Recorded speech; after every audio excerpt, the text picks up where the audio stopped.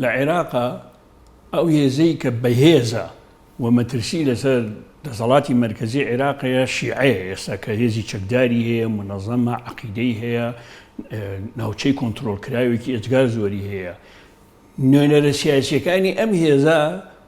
جومگە سەرەکیەکانی دەوڵەتی عێراقیان بەدەستەوەیە ڕاستە کازمی لەسەری هەرەمەکەیە وەکو ڕئیس وزەرا بەڵام ئەماندایاننا لە ناو پەرلەمان خۆ ئەماندایاننا بۆیە ئەم سیناریۆیە کوتوم بد لە عێراق دووبارە نابێتەوە مەگەر لە حاڵەتێکە هێزەکانی سیاسی و هێزە چەکدارەکانی حەشدی شعبی لە عێراقا مەترسی ئەویانە بێ هەر لایەک بیوێ ئەمانە لە ساحەی سیاسی دەرپەڕێنێ ئەگەر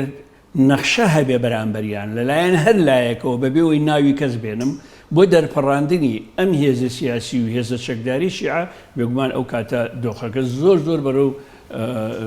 ترسناکی ئەڕۆ کورد ئەبێت ناوماڵی خۆی ڕێکخا ئەمە یەک ناوماڵی خۆی ناتوانانی چیە کاکە یعنی بۆ ئەبێت دەوڵەتێکی گەورە بێت ئێمە ڕێکخا بۆ کە بەدەر ئەکرین یەین دوایە پاڕێن و لێکتر وەرە بایەک بگرین بۆ کوردیش لەم دۆخە بەدواوە با فاڵ نەگرین بۆ ساڵەکەی لەم دۆخە بەدواوە کوردیش لە ناو حساباتی سیاسەتی دەولی و سیاسەتی ئیقلیمیە بێ ئاگامە لە خۆمان نەبێ ئەمانکەن بە پێخۆت